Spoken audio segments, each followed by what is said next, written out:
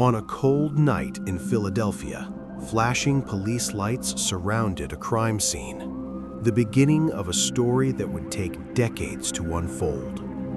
This is the tragic and complicated true crime story of Sean Thomas, a man whose life would be shaped by injustice, prison, and violence. Sean Thomas grew up in a troubled neighborhood where poverty, crime, and instability were part of everyday life.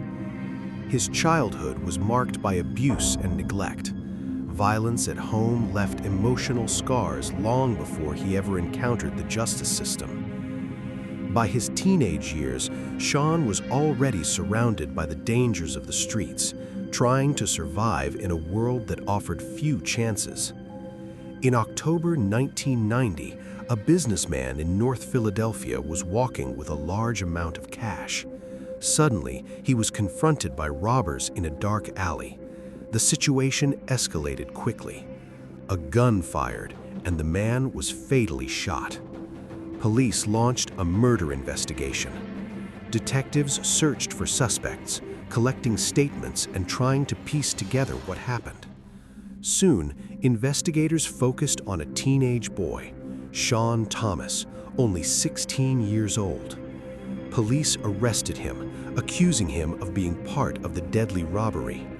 Sean insisted he was innocent and claimed he was somewhere else when the crime happened. But a key witness told police that Sean was involved in the murder.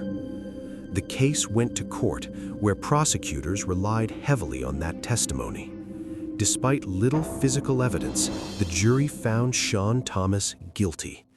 At just 20 years old, he was sentenced to life in prison without parole. Years turned into decades as Sean remained behind bars. Inside prison, he continued to insist that he had been wrongly convicted. Eventually, a lawyer began reviewing the case and noticed serious problems with the investigation. The key witness later admitted that his testimony was false.